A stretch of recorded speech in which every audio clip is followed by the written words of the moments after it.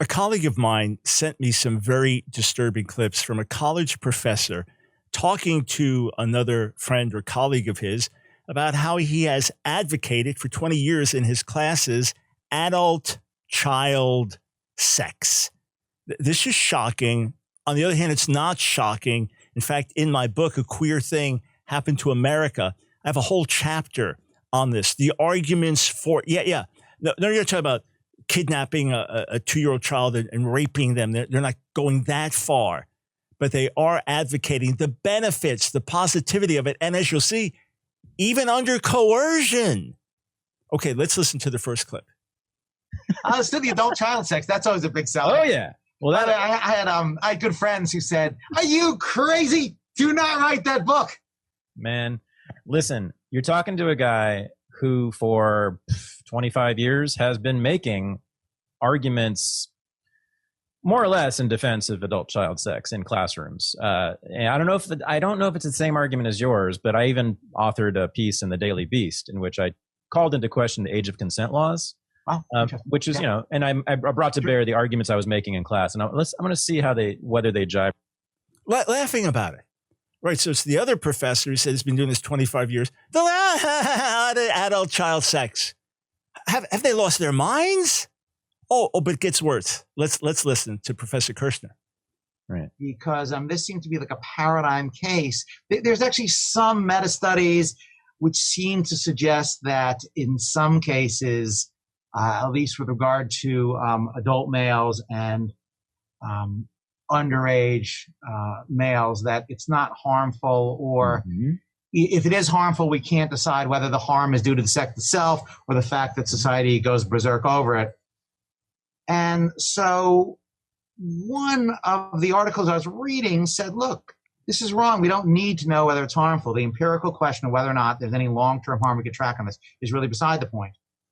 And I was kind of struck with the question. I thought, well, it's not obvious to me why that is. Right? I mean, the standard kind of other argument is that it's a right infringement. And I wasn't sort of convinced by that argument. And also when it comes to hebephilia rather than sort of adult child sex, so sex with like young teens, it's not clear to me. I mean, look, there's at least some reason to believe that that individuals are, designed by evolution to begin reproduction at that period. So if they're designed by evolution to begin reproduction, it's not clear why it would be physically either harmful or emotionally harmful. And so there was kind of like 3 different explanations, none of which convinced me. So they're actually talking about adult child sex, okay? Not a 30-year-old man having sexual relations with a 17-year-old man. They're actually talking about adult child sex. And then, maybe here's a 40-year-old guy with a 15-year-old or something like that. And here, again, in A Queer Thing Happened to America, and we may just publish the pedophilia chapter by itself, all right? But in that, we have these people advocating. One guy was even a parliamentarian in the Netherlands. And he was known for sleeping with boys. And they said, there were kids who were troubled kids, and they'd be in and out of these homes for troubled kids. And then when the men started sleeping with these teenage boys, that's when they got better.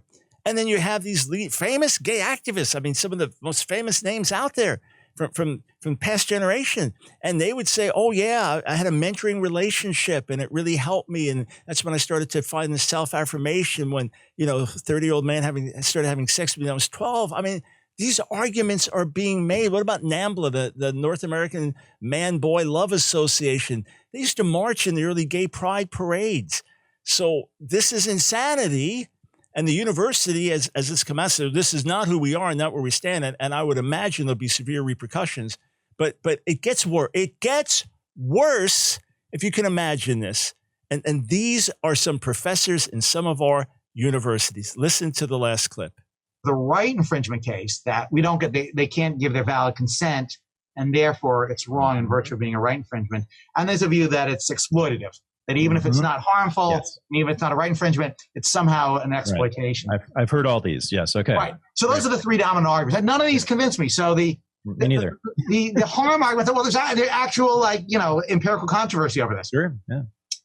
On the rights-based argument, I think, look, we make children do all sorts of things that we don't want to do. Right? Thank you. You know, God. we make them go to church. We make them go to the temple. We tell them to go to school. They got to go to the dentist. They got to go to their sister's ballet recital. And we don't care what they say. And they want to do things. We say no, right? They say, I want to stay up and watch, Creature Feature on WPIX until, 2 in the morning. We say, well, it's tough. That is all a child's life is coercion. Right, that's right. Is coercion by adults often to make the child do something for the adult's pleasure only. That's exactly right.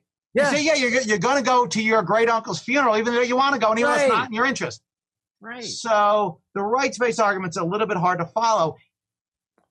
May the Lord have mercy on these men and save them and bring them to repentance and stop them from spreading such absolute perversion.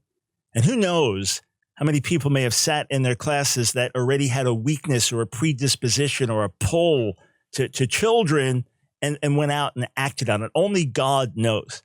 But you hear the monstrous evil of this argument? You tell your kid, you have to brush your teeth. I don't want, you have to brush your teeth. You have to make your bed. I don't want to make, but you have to make your bed.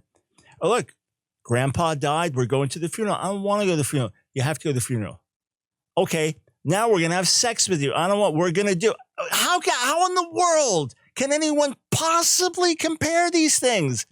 And yet this is what these university professors are doing.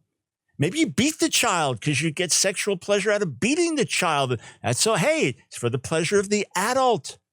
What monstrous evil. Even if they try to couch things and explain things other ways, the fact that they could even say these words, monstrous evil. By the way, when you look at Professor Kirshner's academic bio and you go to that site and look at it and see some of the things he teaches, pro-abortion and then, things mocking hell, etc. May God have mercy and may God expose this monstrous evil where adult child sex is practiced, advocated. There's an epidemic of child porn, all these victims. It's amazing that God has not wiped out the planet because of this. May God have mercy, and may the universities wake up to some of the junk and trash being taught in their own midst. Hey, friends, I hope you enjoyed that video. If you did, click on one of the boxes on the screen, check out another one of our videos, and be sure to subscribe and hit that notification bell so that you don't miss a single video. We discovered that about 60% of you that are watching our videos aren't subscribers. So subscribe today. Doesn't cost you a dime. And if you want to support our work, Line of Fire, and all the things that we do, follow one of the links on the screen below.